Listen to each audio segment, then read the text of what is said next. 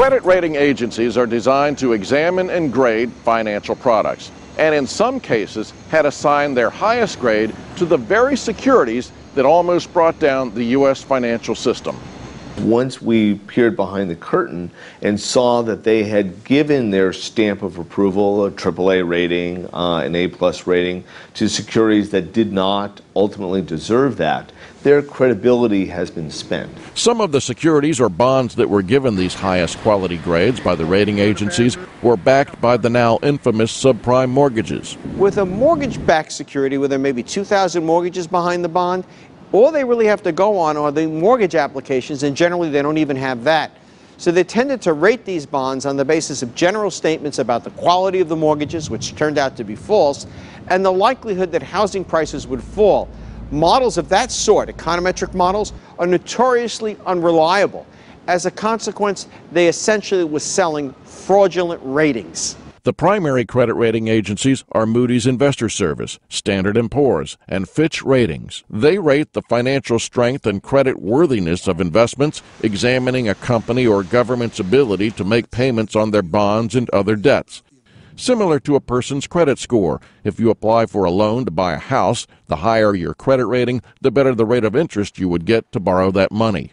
These rating agencies have been around for over 100 years. They began by publishing information about stocks, bonds, and other investments and selling their findings independently. Over time, they became so valued and influential that municipalities and financial institutions could not sell their bonds or securities if they did not have the highest ratings. These ratings are required often by law for mutual funds or pension funds to purchase these bonds. As a consequence, they really are essential. As an investment bank, you obviously want your product rated as highly as you can, because the higher rated the product, two things happen. One, you can charge more for it, and two, more people can buy it.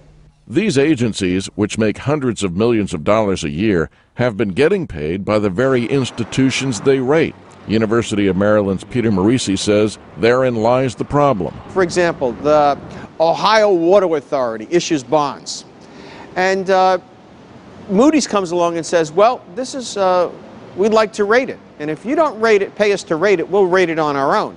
Would you rather have a rating agency that you commission or one that goes into business for itself?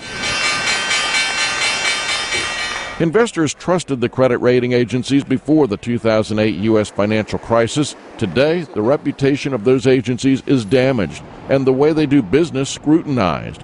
But Peter Morisi does not think much will change. These folks are not objective in the way that a CPA firm is.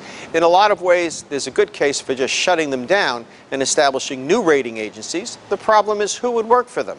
The same old batch of crooks. John Berlau of the Competitive Enterprise Institute says there is a lesson to be learned for everyone. They had always, in their defense, and they did screw up, they always had held themselves up as providers of opinion and said these are opinions, not certainty. The law gave them this official status wrongly, and then therefore that, exacerbated the problem of over-reliance on them rather than investors doing their own due diligence.